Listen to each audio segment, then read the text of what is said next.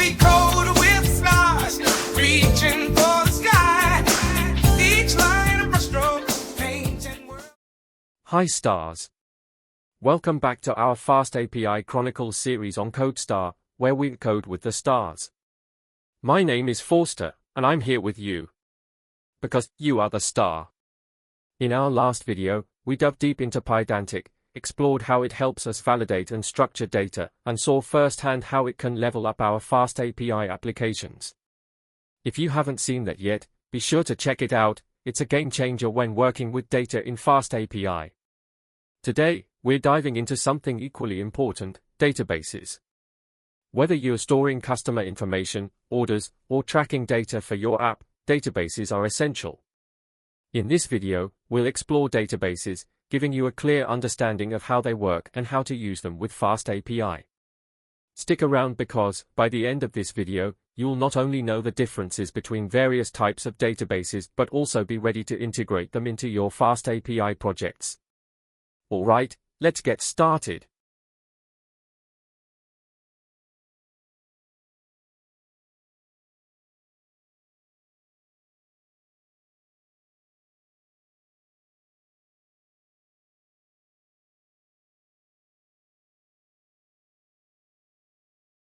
Before we jump into databases, let's first run our FastAPI application on the Unicorn server, open up the Swagger documentation, and make sure everything is running smoothly. This way, we'll be on the same page moving forward.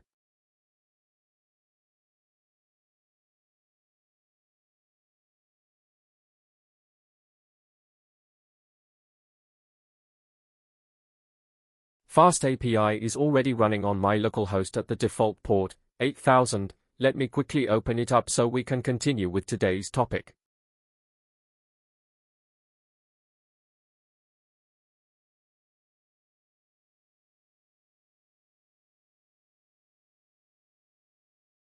First things first, what exactly is a database? In simple terms, a database is an organized collection of data. It's like a storage system where information is categorized and structured for easy retrieval and management.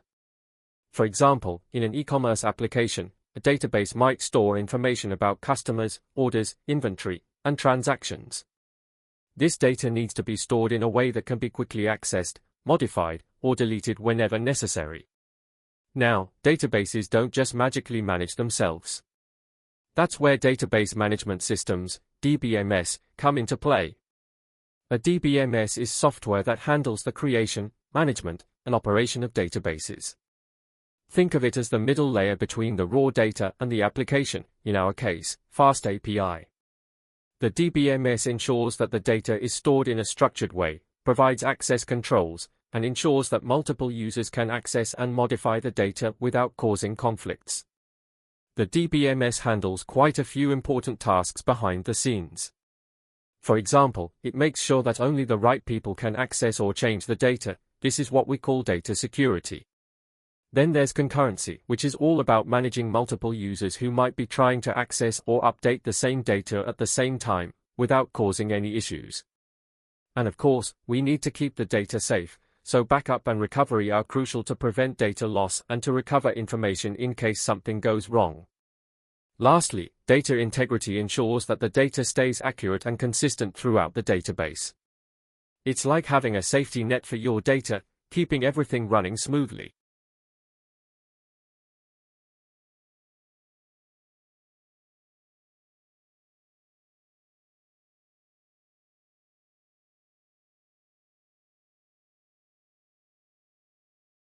Databases come in various types, and the most common types you'll encounter are relational databases and non-relational databases. Now, let's talk about relational databases. Imagine storing your data like an Excel spreadsheet. You have rows and columns, and each row holds a unique piece of information, like a customer's details or an order. This kind of data storage is known as a relational database. Everything is stored in tables, and each table has its own design, which we call a schema. This schema defines the structure and ensures the data stays organized. So let's break this down with an example. Here, you can see two tables, one for customers and another for orders. In the customer table, we store customer ID, which is the primary key, meaning it uniquely identifies each customer, customer name, billing address, and the customer shipping address.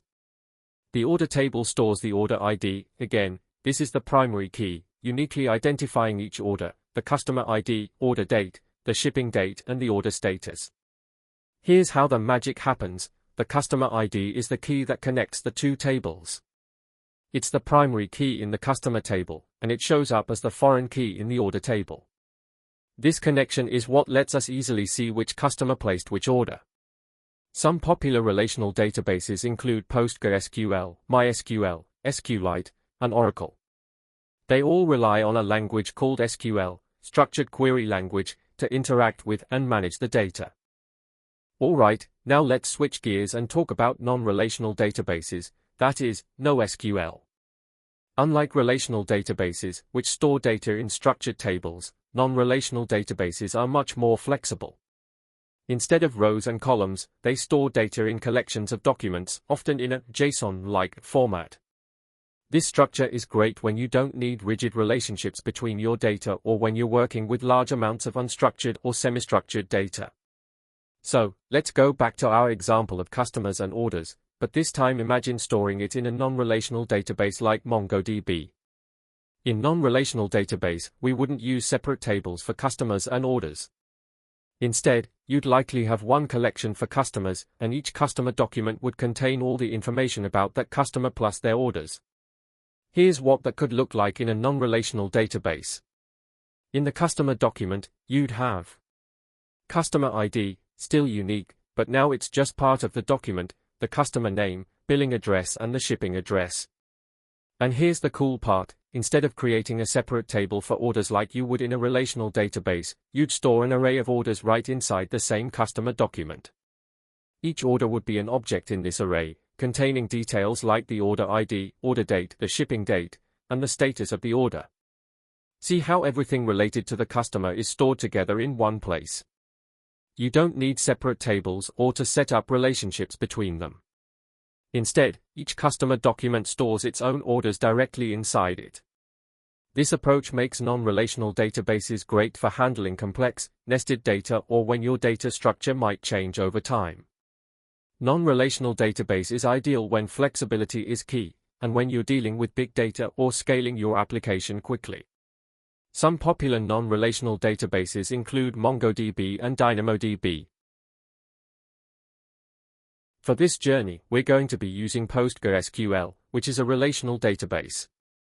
Why PostgreSQL? Well, it's one of the most powerful and widely used databases out there, it's open source, and it gives us the reliability and structure we need as we build out our FastAPI project.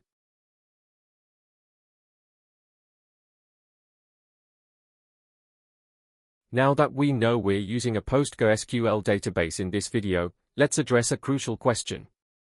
How does FastAPI talk to a database?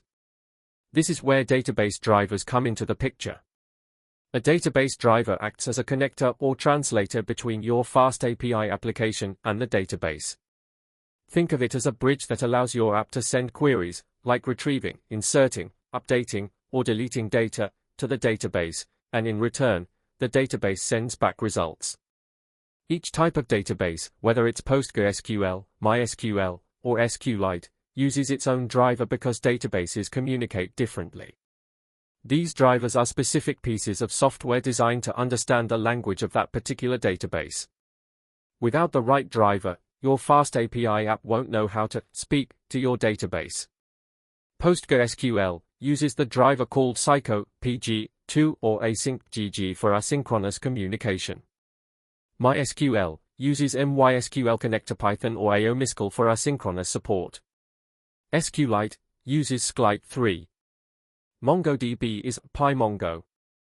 In this video, since we're working with PostgreSQL, we'll need to install a PostgreSQL driver. For synchronous database operations, we'll use PG2. If we opt for asynchronous operations, which can be more efficient in FastAPI, we can use async.pg. Let's go ahead and install the PostgreSQL driver. Pip install PG2. If you're using a different database management system, like MySQL or SQLite, you'll want to install the corresponding driver.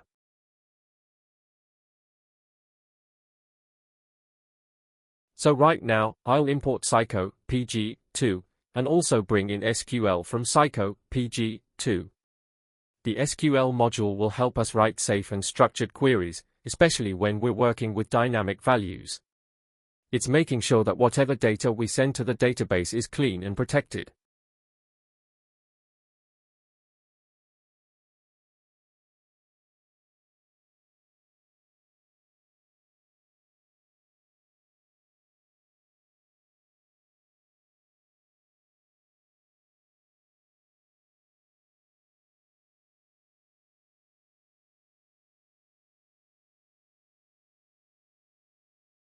Now, I'll connect to the PostgreSQL server. I'll go ahead and pass in the parameters of our server, host, user, and password.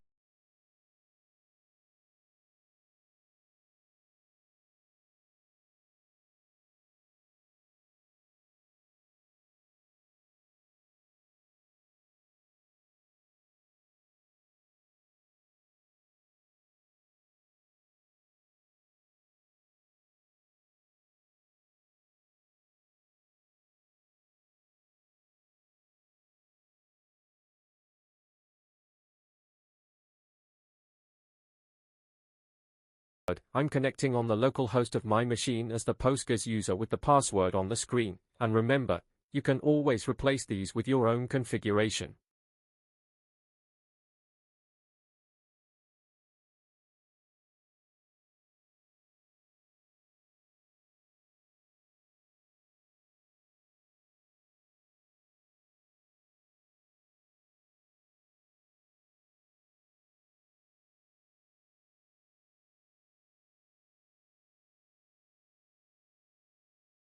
Let me quickly set autocommit to true so our requests to the database are committed automatically.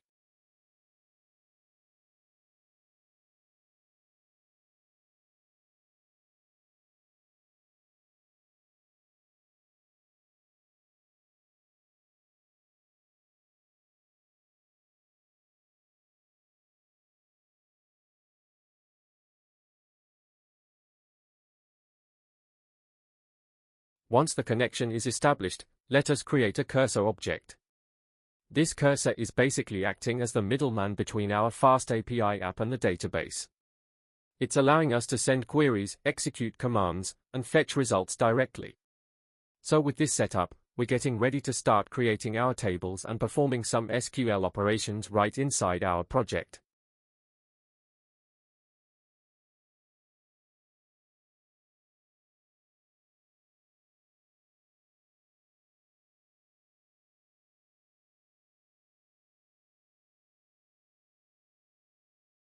Alright, now I will use the cursor to actually create our database.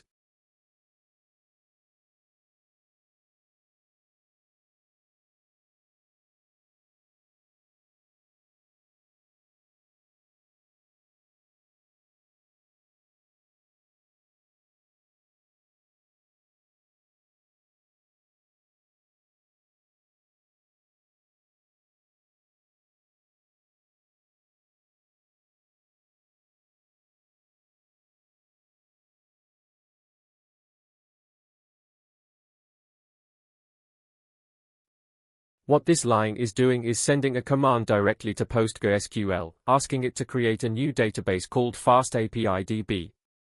So with cursor.execute, I'm passing in the actual SQL statement that I want Postgres to run.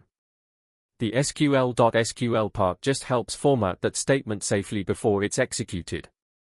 Once that's done, let print out a quick message, database created successfully, just to confirm that everything worked perfectly.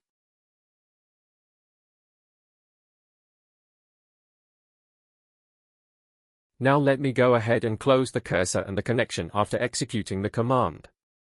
We always do this to free up resources and keep things clean. Once the work is done, there's no need to keep the connection open. Closing it helps prevent memory leaks, connection limits, and other issues that might slow down your database or app over time. It's just good practice to always close what you open.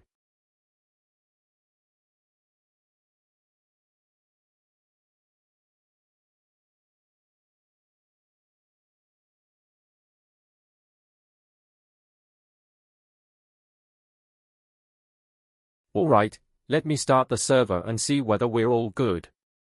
There we go, database created successfully is nicely printed out right here in the console.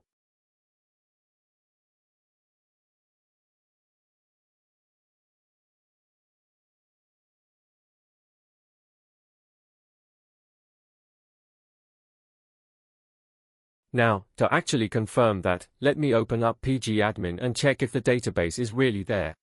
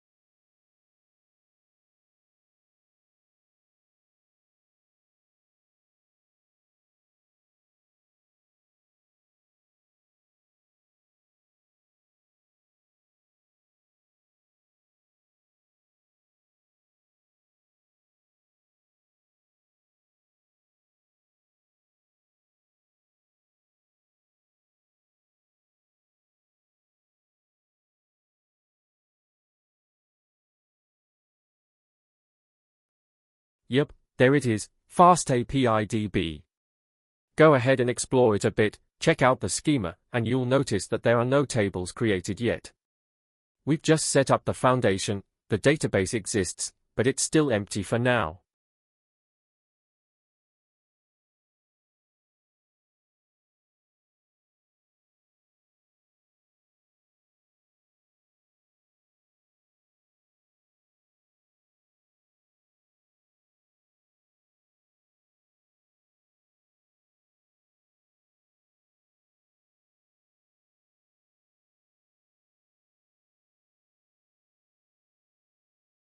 Now that we've actually confirmed that our database is created, let's go ahead and connect to it.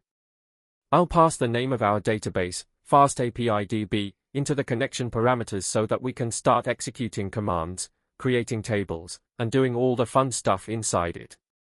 PostgreSQL runs on the default port 5432, so you can include that as well, or, if your setup is running on a different port, just update it accordingly. Let's get connected and ready to roll.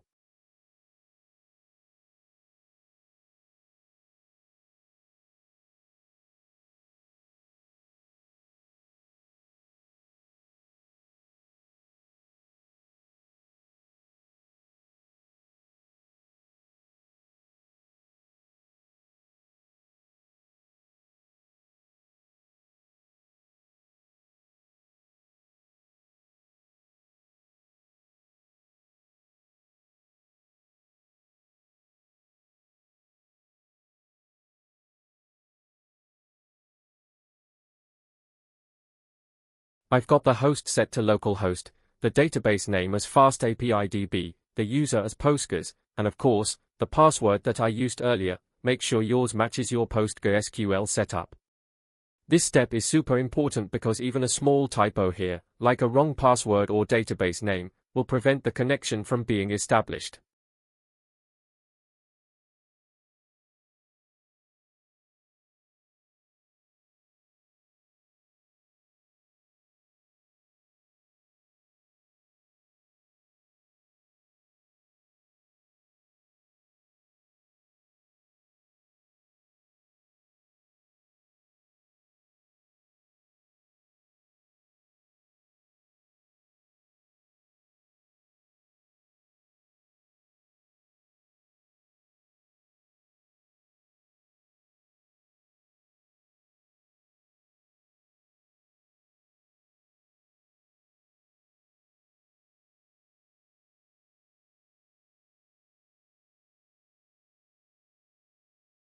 Alright, now we're moving on to the exciting part, creating our very first table inside the database.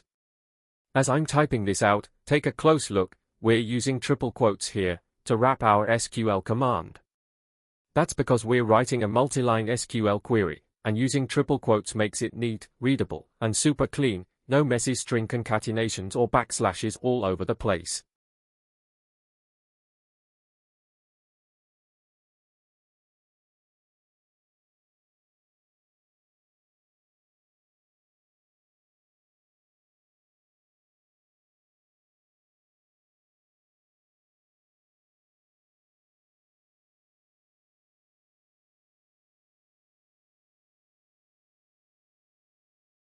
Inside the query, I'm creating a table called users.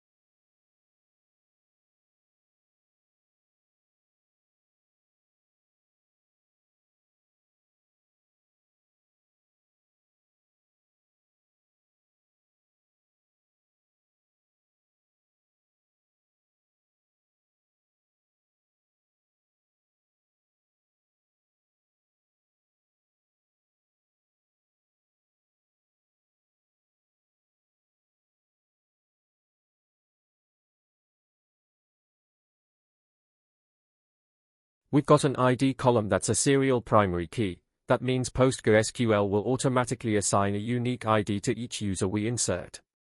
Then we've got name and email, both stored as varchar and marked as not null, meaning they must always have a value. Finally, there's created_at, which uses timestamp with a default value of the current time, so every new record automatically gets a timestamp when it's created. It's a simple but solid structure, clean, flexible, and a great foundation for what's coming next.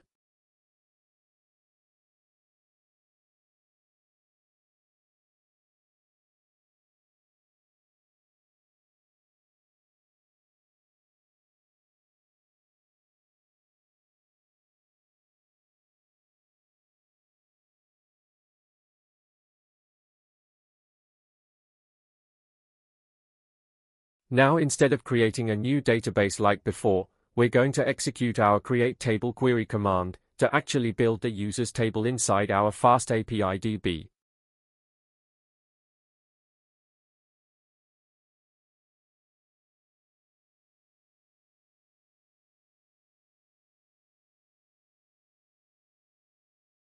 Alright, let me just bring our create table query up here, right above where we're executing it.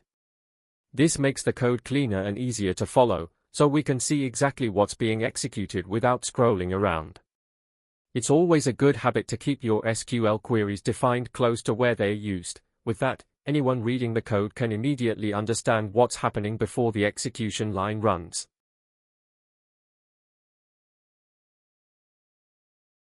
Auto-commit is already set to true, but I'm still going to manually commit the changes, just to be extra sure that everything is properly saved to the database. It's a good practice when you're learning, so you clearly understand how the commit process works. After that, I'll see if I can print something to the console, so we can visually confirm right here in the terminal that our command executed perfectly.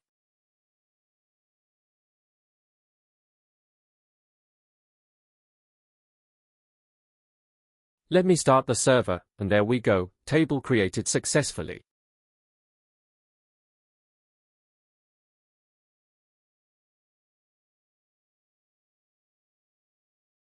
Alright, let's head back to pgadmin and confirm if our table was actually created. And yep, there it is. The users table is sitting right inside our FastAPI DB database. Go ahead and explore it, check out the columns, their data types, and everything you want to know. It's always satisfying to see your work show up right there in the database.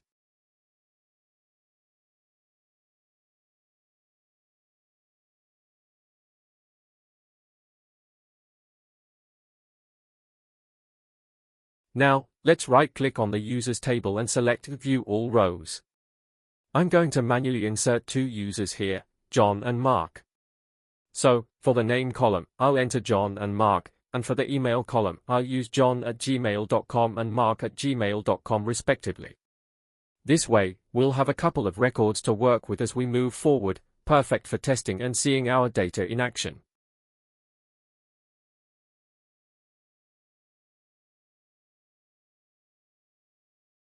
Now, click on Save, and you'll notice something really cool. The ID values are automatically assigned to both users, and the created@. column is filled with the current timestamp. That's exactly what we specified when creating the table. The ID is auto-incrementing, and the created@. field automatically records the time each record was added. Super neat, right?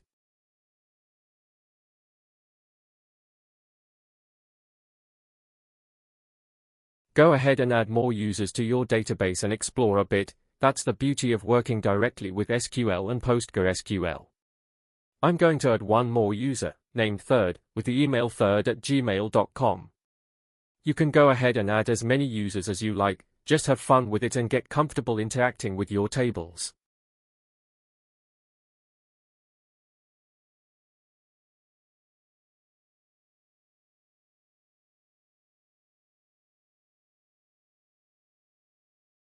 Now let's make sure our database is always up and running whenever we start the application. To do that, I'm wrapping the whole connection setup inside a while loop. This way, it keeps trying to connect until everything works perfectly. Inside the loop, I'm placing everything inside a try block so that if anything goes wrong, maybe a wrong password or the server isn't running, the except block catches it and prints out the error.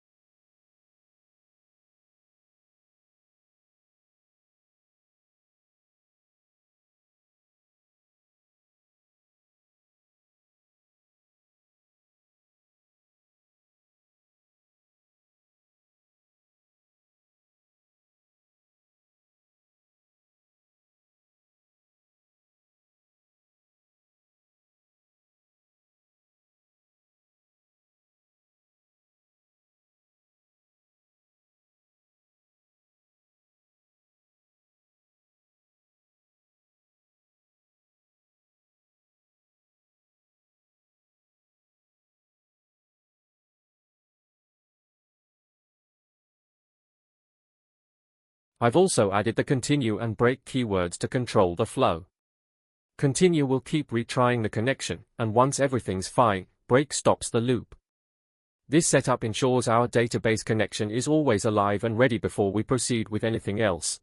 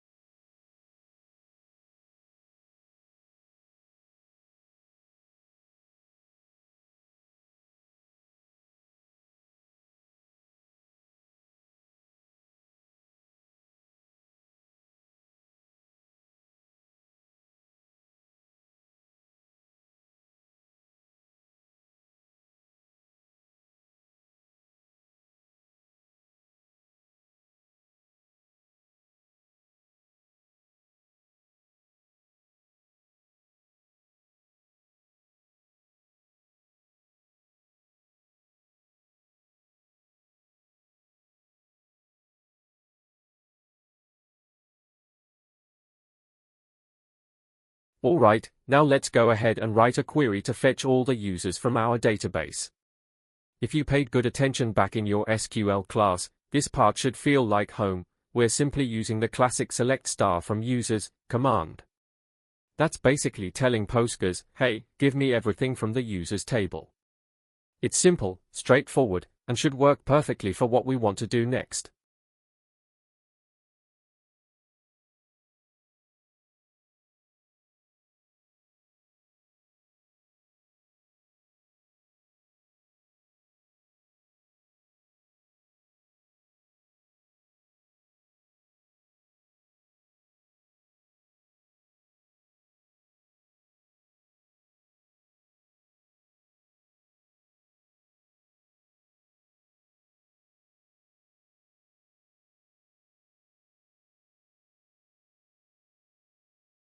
Now let's go ahead and plug that SQL query right into one of our FastAPI routes.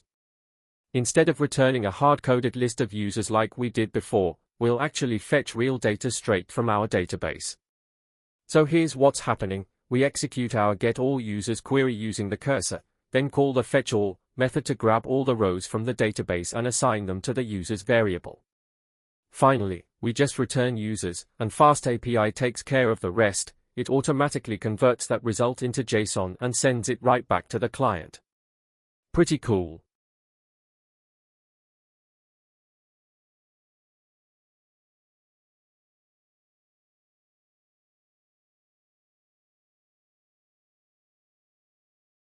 Now let's go ahead and plug that SQL query right into one of our FastAPI routes.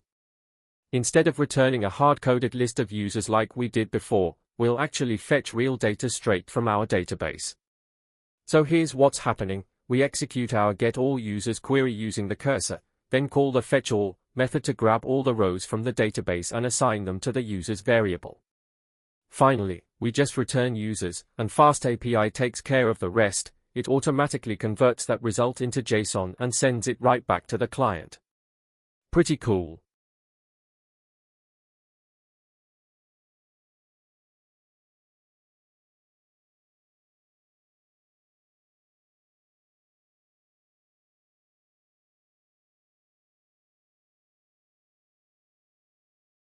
Alright, I know we've written quite a number of queries already, but let me quickly walk you through how the update query works. Take a look at this one. It's updating a user's name and email based on their ID. Notice how we're using placeholders %s inside the query. Those act like variables that we'll later pass values into, keeping things clean and secure. Now, after updating the record, the returning clause gives us the freshly updated user details, the ID, email, and name, without needing to make a separate query. We can now use this query inside one of our routes, pass in the new name, email, and the ID of the user we want to update, execute it with the cursor, and then fetch the result. This time, it's the updated user that gets returned. Simple, neat, and effective.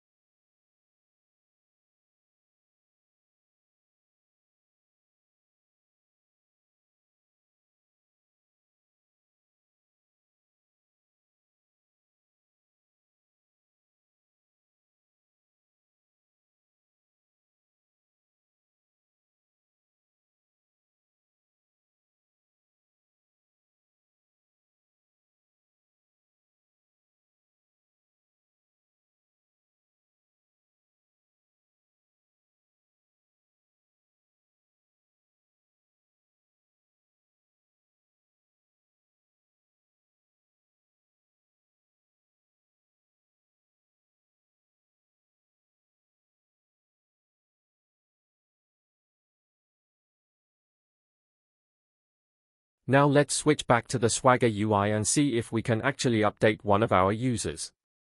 Remember, we're still using our old update user schema, so make sure all the constraints are satisfied before hitting execute. The password must match the confirm_password, so double check that first. Then go ahead and update the name and email fields. I'm changing mine to new user and new user at example.com. Once that's done, hit execute and let's jump over to pgadmin to confirm.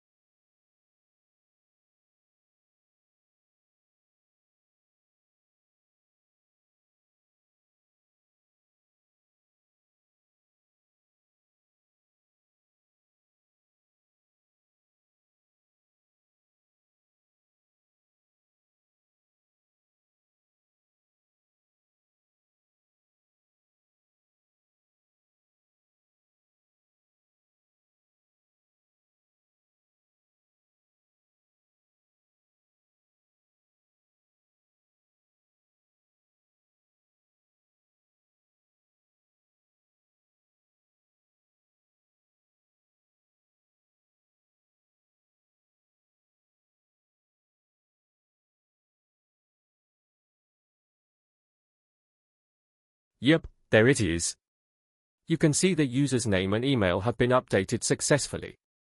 Notice that only those two fields changed. That's because those are the ones we added placeholders for and passed into our query. Everything else in the record remains untouched.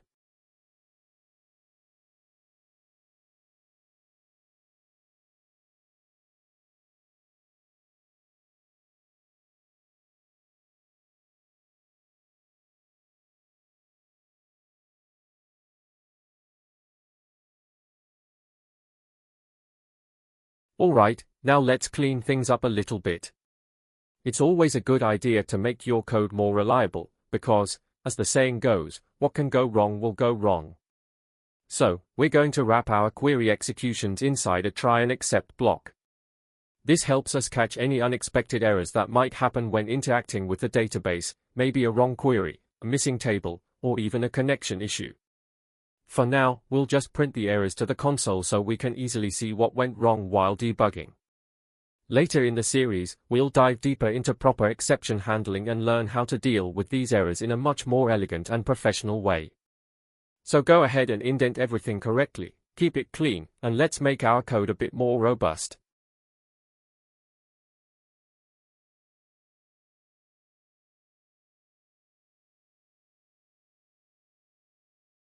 Perfect, now let's take things one step further.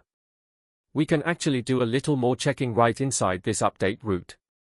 For example, after executing the query, we can verify whether the user we're trying to update actually exists in the database. If it doesn't, we simply return a friendly message like "user not found" instead of pretending everything went fine. This might seem small, but it's super important. It's how we start building reliable APIs. What we're doing here is laying the foundation for what's coming next: more structured exception handling, better error messages, and more intelligent responses. So yeah, this simple check might not look like much now, but it's setting the stage for the professional stuff coming up.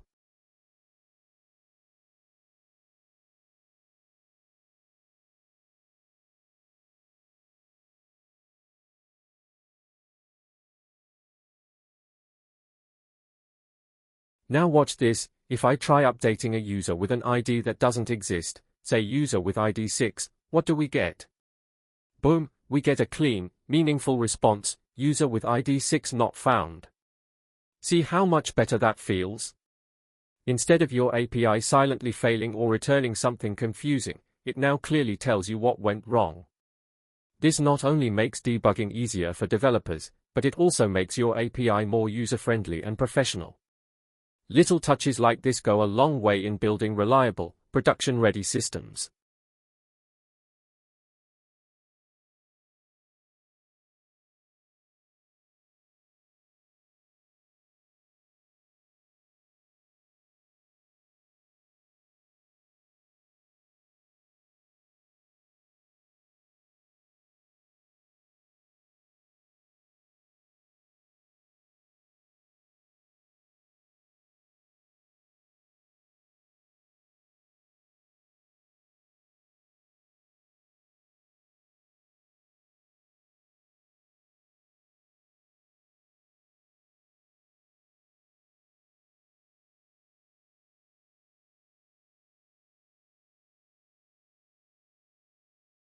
Alright, now let's take things a step further. We're going to handle exceptions properly for all our queries. That means no more unhandled crashes or silent errors. Every time something unexpected happens, maybe the database connection fails, a query breaks, or the user doesn't exist, we'll catch it gracefully and give a clear response. I'll also add in a few extra safety checks here and there, just to make our app a bit more bulletproof. Because remember, clean code isn't just about what works, it's about what fails as well, too. And hey, if you're learning something new or enjoying how we're breaking things down step by step, do me a quick favor, hit that subscribe button and tap the notification bell. That way, you'll always be the first to catch our next deep dive into building smarter APIs with FastAPI. Alright, let's wrap things up beautifully. In this video, we've covered quite a lot. We started by learning about databases and the different types of database management systems, SQL and NoSQL. We then talked about database drivers, those important connectors that allow our FastAPI applications to communicate with the database. After that, we got our hands dirty by setting up PostgreSQL, creating a database and tables, and performing some basic operations, all using the PG2 driver. You saw how we could connect, insert, update, and fetch users directly with SQL commands, and even handle exceptions to make our app a bit more stable. Now, as cool as that was, writing raw SQL can quickly get repetitive and messy in large projects. That's where SQLAlchemy comes in. In our next video, we'll introduce SQLAlchemy, the powerful ORM that helps us interact with our database using Python classes instead of raw queries. It's going to make our workflow cleaner, faster, and much more scalable. So make sure you're subscribed and have the notification bell on, because you don't want to miss what's coming next. Until then, stay safe, keep coding, and don't forget, you are the star.